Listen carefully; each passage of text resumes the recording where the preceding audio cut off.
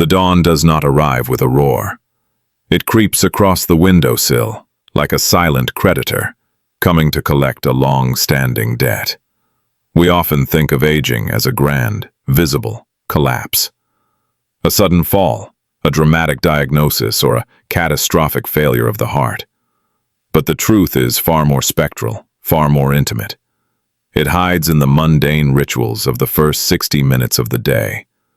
For those of us who have watched our parents or elders closely, there is a haunting realization that the morning is not just a beginning.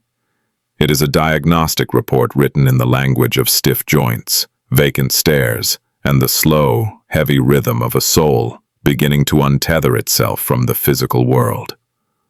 We live in a culture obsessed with the prime of life, yet we are woefully illiterate in the language of its conclusion. This story is an invitation to look closer at the quiet erosion of the human pillar. It is a cautionary tale, a philosophical inquiry, and a scientific roadmap disguised as a memoir. We must understand that when an elder begins to fade, they do not leave us all at once. They leave in fragments, discarded in the early hours while the rest of the world is still dreaming of tomorrow.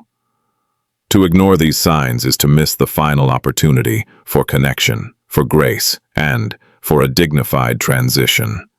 If you have ever looked at a loved one and felt a sudden, inexplicable chill despite the morning sun, you are already standing at the threshold of this realization. The value of this story lies in its ability to strip away the clinical coldness of medical textbooks and replace it with the warmth of human observation.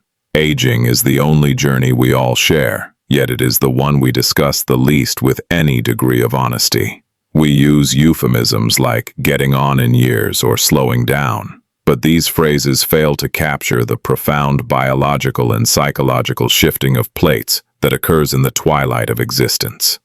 The 7 signs we will explore are not merely symptoms. They are whispers from the body's internal clock, signaling that the mainspring is winding down. In the following sections, we will follow the life of Mr. Elias, a man who lived with vigor until the morning light began to feel like a burden. Through his experience, we will analyze the intersections of neurology, biology, and the human spirit. This is a journey of awakening, not just for the elder, but for the observer. By the end of this narrative, you will see the morning not just as a time of day, but as a mirror reflecting the deepest truths of our mortality. Consider the silence of a house at 6:00 a.m. In a healthy body, this is the hour of cortisol spikes and the restoration of consciousness, a biological booting up that prepares the organism for the hunt, the harvest, or the office. But in a system that is weakening rapidly, this transition is fraught with peril. The biological machinery, which has functioned autonomously for 8 decades, begins to require manual override. Every breath, every movement of a finger becomes a conscious negotiation. We must ask ourselves, what happens to the human psyche when the simple act of opening one's eyes feels like lifting a leaden curtain? This is where our deep analysis begins. We are not just looking for illness, we are looking for the dimming. It is a subtle change in the frequency of a person's presence. You might notice that the light in their eyes doesn't quite catch the morning sun, or that their voice lacks its usual resonance. These are the precursors to the 7 physical signs. This story is intended to be a wake-up call. In a world that prizes the new and the fast, we have forgotten how to honor the slow and the fading. But there is a profound beauty in this stage of life, provided we have the eyes to see it. It is the stage where the ego thins and the essence of the person becomes more transparent. However, that transparency often comes at a cost of physical and cognitive integrity. As we step into the room of Mr. Elias, we are not just guests. We are witnesses to the final act of a long, complex play. The air in his room smells of old paper and peppermint, a scent that masks the underlying aroma of a body that is gradually losing its battle with entropy. Why do we fear these signs? Perhaps because they remind us of our own eventual frailty. But to look away is to abandon our elders in their most vulnerable hour. Knowledge is the antidote to this fear. When we understand why the gait changes or why the appetite vanishes, we can replace our frustration with compassion. We can move from being confused bystanders to being active participants in their journey. This narrative will guide you through that transformation. We will dissect the science behind the decline, while never losing sight of the humanity involved. Every sign is a story, and every story is a lesson in what it means to be human. Elias stood before the bathroom mirror, the fluorescent light flickering for a second, before bathing the room in a cold, sterile hum. He looked at his reflection, but for the first time in 84 years, he did not recognize the man looking back. It wasn't the deep valleys of wrinkles or the silver thinning of his hair that unsettled him. It was the stillness of his own face. This is the second harbinger of rapid decline. The mask of effective flattening. In medical terms, this is often associated with the early stages of Parkinsonism or the progression of vascular dementia, but its implications reach far beyond a clinical diagnosis. Effective flattening is the biological equivalent of a curtain being drawn over the soul. As Elias tried to force a smile to reassure himself, the muscles in his cheeks remained stubbornly unresponsive. His eyes, once bright with the fire of 1,000 stories, were now like two polished stones, unblinking and vacant. This masked face, hypomimia, occurs because the neurological pathways that connect emotion to physical expression are fraying. The brain is no longer sending the micro-signals required for the subtle shifts in expression that define human interaction. Deep analysis reveals a heartbreaking psychological reality for the elderly. When you lose the ability to project your emotions, you begin to lose your connection to the social world. Humans are social creatures who rely on facial feedback to feel seen. When Elias's daughter walks in later and sees this blank expression, she might assume he is angry, bored, or checked out. In reality, he is a prisoner behind his own skin. This lack of facial animation creates a feedback loop of isolation. Because he doesn't look engaged, people engage with him less, which in turn causes him to withdraw even further. It is a slow, silent erasure of the personality. The science of this masking is a reflection of the diminishing dopamine levels in the substantia nigra, a region of the brain responsible for movement and reward. But from a storytelling perspective, it is the loss of the narrative self. Our faces are the maps of our lives. They tell the world whether we are suffering, rejoicing, or thinking. When that map goes blank, the story becomes harder to follow. Elias touched his forehead, tracing the lines that used to move with every laugh and every frown. Now, they felt like carvings on a tombstone. He was witnessing his own transition from a participant in life to a mere monument of a life once lived. Philosophically, this stage represents the great simplification. The complexities of human emotion, the irony, the sarcasm, the nuanced joy, are being stripped away, leaving only the raw, baseline state of existence. For Elias, the morning mirror was no longer a place of preparation. It was a place of confrontation. He realized that the pilot light of his spirit was no longer strong enough to illuminate his features. This internal retreat is a protective mechanism of a failing system, focusing all remaining energy on the vital organs, leaving the unnecessary luxury of expression behind. The tragedy of the masked face is that the person inside is often still there, watching through the windows of their eyes as the world begins to treat them like an object.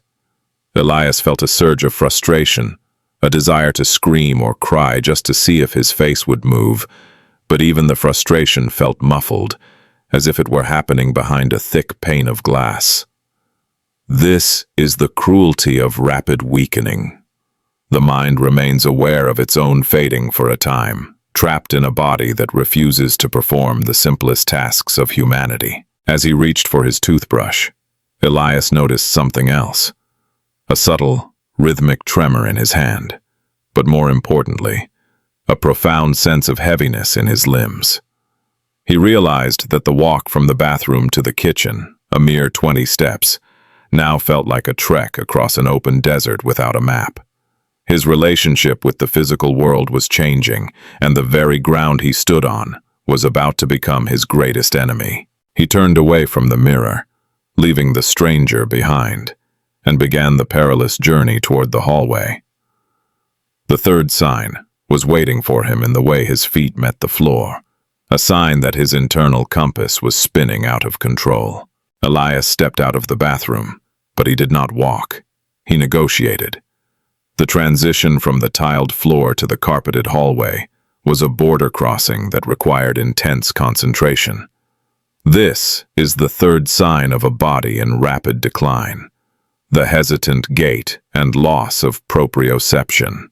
In a healthy person, walking is an automated miracle. The brain receives constant data from the inner ear, the eyes, and the sensory receptors in the feet, allowing us to move through space without a single conscious thought.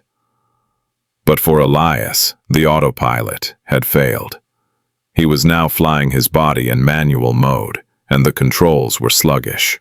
He performed the Shuffling Gait, a series of short, flat-footed steps where the heel never quite clears the ground. To an observer, it looks like a lack of effort, but for the elder, it is a survival tactic. When the brain loses its sense of proprioception, the ability to perceive the position and movement of the body without looking, the floor becomes a source of profound anxiety. The brain, sensing that the internal gyroscope is malfunctioning, keeps the feet close to the ground to minimize the impact of a potential fall. Deep analysis of this gait reveals a collapse of the communication between the cerebellum and the motor cortex. The cerebellum is the conductor of our physical symphony. When it weakens, the rhythm of movement breaks. For Elias, every rug was a mountain range, every shadow a pit. This physical uncertainty mirrors a psychological erosion of confidence. When you can no longer trust the ground beneath you, your world shrinks. You stop looking at the horizon and start looking at your toes. This downward gaze is more than a physical posture. It is a metaphor for the closing stages of life, where the vast possibilities of the future are replaced by the immediate, terrifying necessity of the next step. Sociologically, we see this in how the elderly begin to furniture walk. Elias's hand reached out instinctively for the hallway table, then the door frame, then the back of a chair. He was seeking anchors in a world that had become fluid.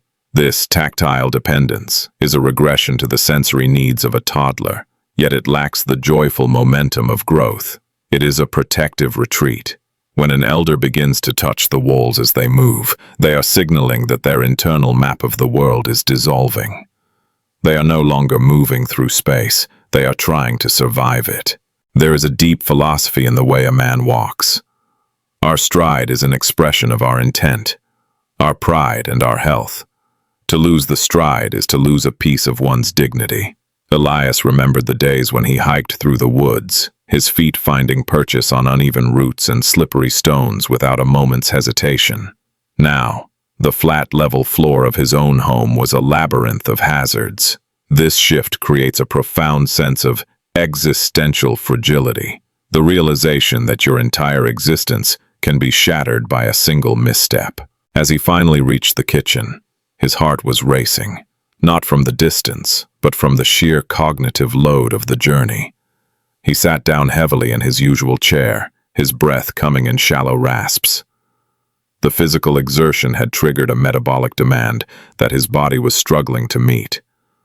But as he looked at the table, another challenge awaited him. The morning meal, once a source of comfort and strength, now looked like an obstacle. The fourth sign was waiting for him in the steam, rising from his tea, a subtle shift in his very survival instinct that would leave his family wondering where the man they knew had gone. Elias sat at the small oak table, the same table where he had presided over family dinners for 40 years. Before him sat a bowl of oatmeal and a glass of orange juice, simple, nourishing, and traditionally his favorite. But today the steam rising from the bowl didn't carry an aroma of comfort. It felt intrusive, almost nauseating. This is the fourth sign of a rapidly weakening system, the alteration of nutritional desire. In the medical community, this is often referred to as anorexia of aging, but this clinical term fails to capture the profound existential shift it represents. Biologically, the body is a furnace that requires constant fuel. However, as the system enters a phase of rapid decline, the metabolic fire begins to die down. The hormones that govern hunger, such as ghrelin, become suppressed, while the satiety hormones stay artificially high. The brain, in its attempt to manage a failing engine, begins to prioritize idling over driving. But on a deeper analytical level, the refusal of food is a silent declaration of the body's intent to withdraw. To eat is to engage in the act of living. It is a subconscious yes to the continuation of the self. When an elder begins to pick at their food, moving it around the plate like a child, but with none of the child's curiosity, they are moving toward a no. Elias picked up his spoon, his hand steadying itself against the rim of the bowl. He took a single bite, but the texture felt alien. His taste buds, once capable of discerning the subtle notes of honey and grain, were failing him. This is due to a decrease in the number of sensory cells and a thinning of the mucous membranes. But more than that, the reward system in the brain, the part that makes eating a pleasurable experience, is flickering out. For Elias, chewing felt like a mechanical chore, a labor-intensive process that yielded no satisfaction. The sociological impact of this sign is devastating for the family. In almost every culture, food is the primary currency of love. When a daughter prepares a meal for her aging father and he refuses it, it feels like a rejection of her care. Conflicts often arise at the breakfast table. "You have to eat to get your strength back," she might say. But what we fail to realize is that the strength she speaks of is no longer something the body knows how to use. Forcing food into a system that is shutting down can actually cause more distress than comfort. We must analyze this not as stubbornness, but as a biological unplugging. Elias looked out the window at the garden he once tended with pride. He remembered the taste of a tomato warm from the sun, the burst of flavor that felt like life itself. Now, that memory felt like it belonged to a different man in a different world. This loss of appetite often leads to sarcopenia, the rapid loss of muscle mass, which further exacerbates the gait issues we explored in Part 4. It is a cascading failure. As the muscles waste away, the heart works harder, and the brain receives less oxygen, leading to the next stage of the morning's decline. He pushed the bowl away, the oatmeal now cold and gray. He felt a strange sense of relief in the rejection. By saying no to the food, he was simplifying his existence. He was shedding the requirements of the physical world. However, this lack of glucose and essential nutrients immediately began to take its toll on his cognitive clarity. The fog that had been hovering at the edges of his mind began to roll in, thick and suffocating. Elias tried to remember what day it was. He knew it was Tuesday, or was it Wednesday? The newspaper lay beside him, but the headlines seemed to be written in a language he no longer spoke.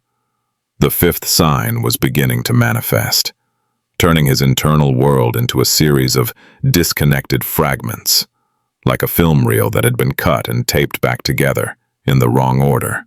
The clock on the kitchen wall struck 9 a.m., but for Elias, the sound didn't signal the start of the morning's business. It sounded like a bell, tolling from a distant shore. He reached for the newspaper, a ritual he had maintained for over 60 years. He had always been a man of facts, a man who understood the mechanics of the world. But as his eyes traced the ink, the words began to drift. This is the fifth sign, and perhaps the most terrifying for the observer: the fragmentation of cognitive continuity. In a healthy brain, working memory acts as a mental workspace, holding information long enough for us to process it, reason with it, and store it. In a system experiencing rapid decline, this workspace becomes cluttered with noise. The brain's ability to clear out metabolic waste, adenosine and other byproducts of neural activity, slows down significantly. For Elias, this meant that by the time he reached the end of a sentence, he had forgotten the beginning. This isn't simple forgetfulness. It is the breakdown of the narrative self. We are essentially the stories we tell ourselves about our lives. When the thread of that story snaps every 30 seconds, the self begins to dissolve. Deep analysis of this cognitive fragmentation reveals a failure in the communication between the hippocampus, the librarian of our memories, and the prefrontal cortex, the CEO of our actions. For Elias, the present moment was becoming an island, disconnected from the past and without a bridge to the future. He found himself performing looping behaviors, checking the stove 4 times or asking his daughter when the mail would arrive, only to ask again moments later. To the family, this is frustrating. To Elias, it was a desperate, subconscious attempt to find a handhold in a world that was becoming increasingly slippery. Sociologically, this stage marks the social death of the individual, which often precedes physical death. When a person can no longer follow a conversation or contribute a coherent thought, they are often sidelined in social settings. People start talking about them in their presence, rather than to them. Elias felt this acutely. He saw the looks of pity and the shared glances between his children. He felt the sting of being treated like a child, yet he lacked the cognitive tools to argue his case. This is the cruelty of the failing morning. The mind is often just aware enough to realize it is losing its grip, but not strong enough to hold on. Philosophically, we must ask, what remains of a man when his memory is gone? If Elias cannot remember his career, his triumphs, or even the names of his grandchildren, is he still Elias? The answer lies in the emotional memory, which often persists long after the factual memory has perished. Elias might not remember what his daughter said, but he remembers how her voice makes him feel. This is a vital lesson for caregivers. When the facts fade, double down on the feeling. However, the strain of trying to make sense of a fragmented world creates a profound internal pressure. The brain, exhausted by the effort of trying to stay online, begins to overheat. This leads to a secondary biological response, a protective but volatile shift in temperament. Elias felt a sudden, inexplicable surge of heat in his chest. A small thing, a misplaced pen, a loud noise from the street, felt like a personal assault. The 5th sign was now feeding into the 6th, as the fog of confusion began to spark with the lightning of uncharacteristic anger. The gentle man was about to encounter a version of himself he didn't know existed, triggered by a nervous system that was simply running out of road. As the morning light grew harsher, stretching across the kitchen floor, Elias felt a sudden, sharp prick of irritation. It was the sound of a neighbor's leaf blower, a muffled, distant hum that he would have ignored a year ago. But today the sound felt like a physical intrusion, a needle scraping against the raw nerves of his brain. This is the 6th sign, the erosion of temperamental resilience. In the anatomy of a weakening life, we often witness a startling personality shift. A once patient grandmother becomes demanding. A gentle father becomes abrasive. For Elias, this morning irritability was the outward manifestation of an overtaxed and under-resourced nervous system. Deep analysis reveals that as the brain's energy reserves, ATP, dwindle, the prefrontal cortex, the area responsible for impulse control, social decorum, and emotional regulation, is the first to lose its power supply. We can think of the prefrontal cortex as a cooling system for a high-powered engine. When that system fails, the engine overheats. The emotional center of the brain, the amygdala, takes over. This is the seat of our fight or flight response. For an elder in decline, The world is no longer a place of nuance. It is a series of threats. When Elias's daughter Sarah entered the room and asked softly if he wanted his tea warmed up, he didn't answer with a "no, thank you." Instead, he snapped, "Can't you see I'm trying to read?" The words were out before he could catch them, sharp and jagged. Sarah flinched, her eyes clouding with hurt. This is the tragedy of the sixth sign. It creates a wall between the caregiver and the cared for at the exact moment when connection is most vital. We analyze this socially as the burden of the hidden struggle. Elias isn't angry at Sarah. He is angry at the fog in his head, the heaviness in his legs, and the terrifying realization that he is losing his grip on his own dignity. From a physiological perspective, this irritability is often linked to a disruption in the serotonergic system. Serotonin is the neurotransmitter that helps us maintain a steady mood. In a body that is rapidly weakening, the synthesis of serotonin often drops, leaving the individual in a state of chronic, low-level agitation. This is compounded by poor sleep quality, the sleep fragmentation common in elders, which means they begin their day already in a state of emotional exhaustion. Philosophically, this stage represents the stripping of the social ego. For our entire lives, we wear masks of politeness and restraint to navigate society. But as the end approaches, the energy required to maintain those masks is redirected to the vital organs. What is left is the raw, unvarnished essence of the person, often colored by fear. Elias felt a wave of immediate regret after snapping at his daughter, but the shame only made him more defensive. He felt like a wounded animal, and wounded animals do not seek company. They seek cover. This temperamental shift is a clear signal that the internal environment is no longer stable. The homeostasis of the spirit has been compromised. We must learn to read this anger, not as a character flaw, but as a biological distress signal.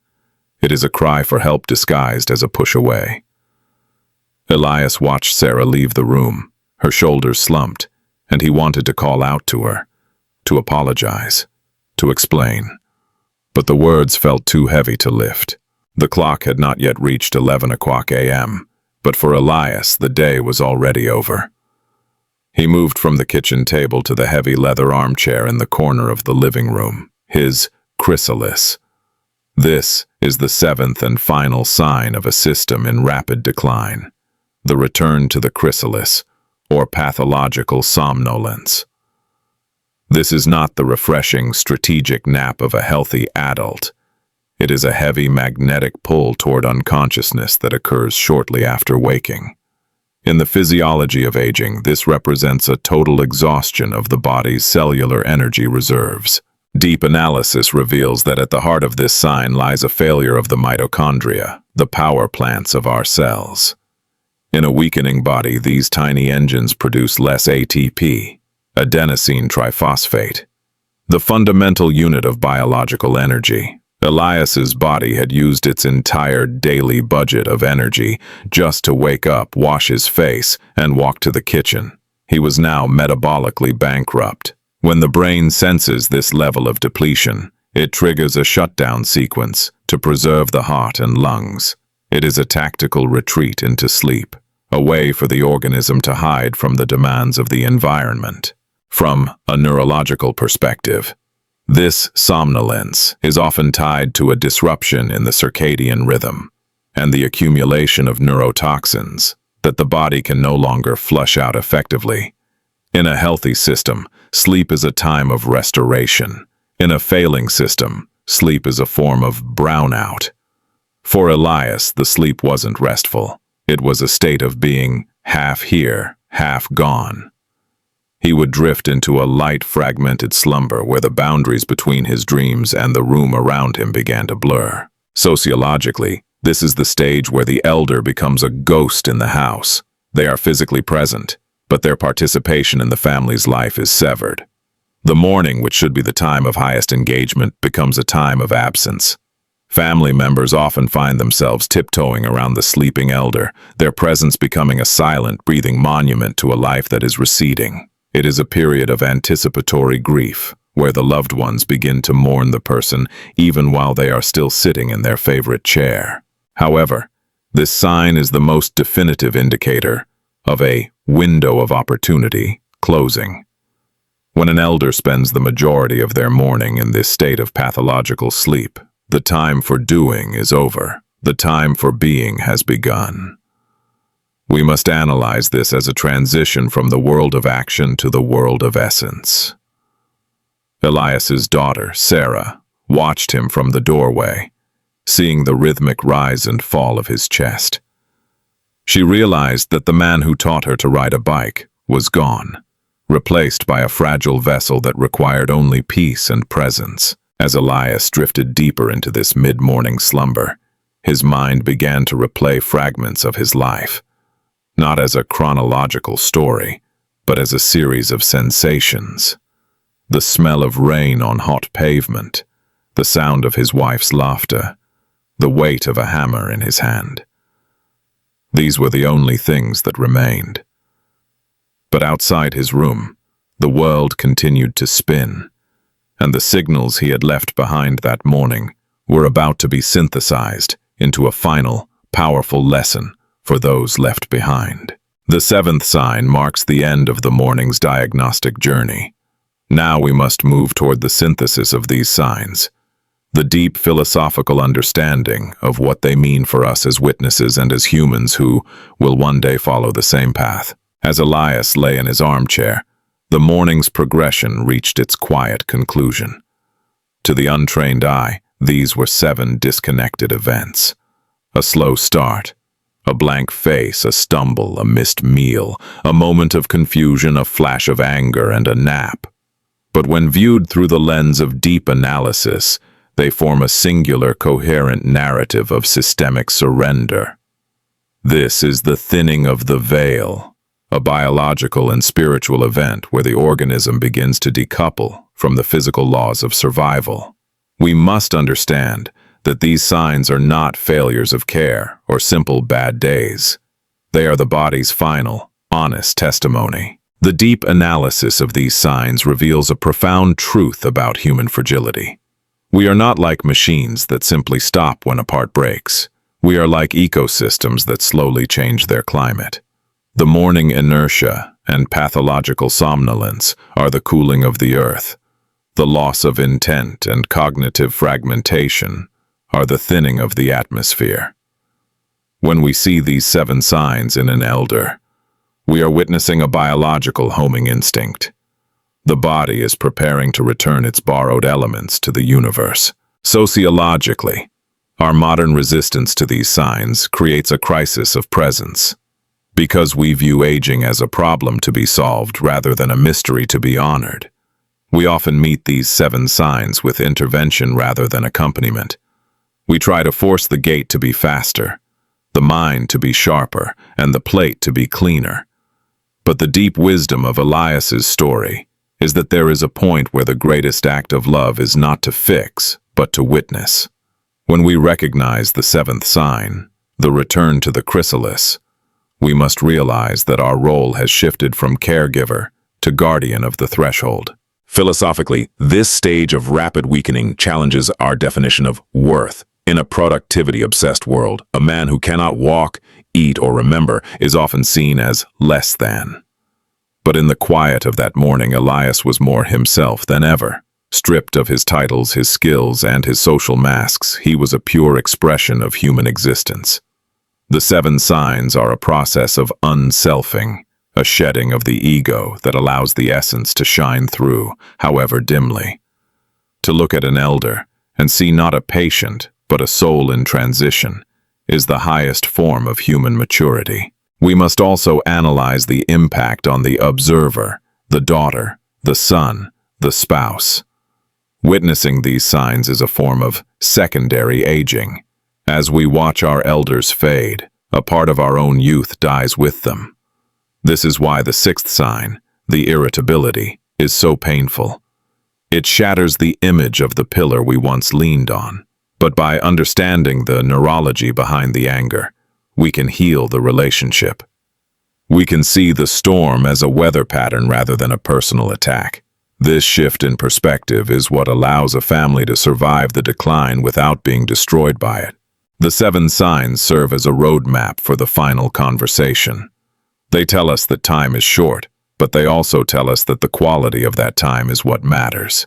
If Elias can only be present for 10 minutes between the fog and the sleep, then those 10 minutes are sacred. They are the golden hour of the soul.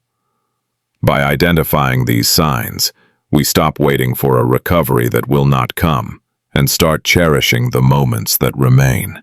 As the sun reached its zenith, casting a shadow over the armchair where Elias slept, the story moved toward its final resolution. The morning had told its tale. The signs had been read. Now, it was time to look at the ultimate lesson, the one that transcends the individual and speaks to the very core of what it means to live, to love, and to let go. The sun reached its peak, pouring a thick golden light into the living room where Elias lay. The 7 signs had completed their cycle. Sarah, his daughter, stood by the window, watching the quiet rise and fall of his chest. She no longer felt the frantic need to wake him, to feed him, or to demand that he remember her name. In the silence of that house, a profound transformation had occurred. Not just in Elias, but in her.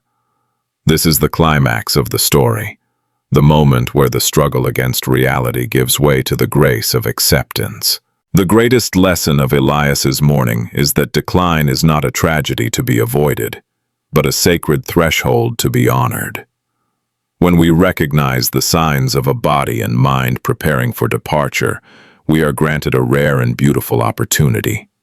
We are invited to stop being fixers and start being companions. For Sarah, the realization was visceral. She sat on the footstool beside his chair and simply placed her hand on his. She didn't speak.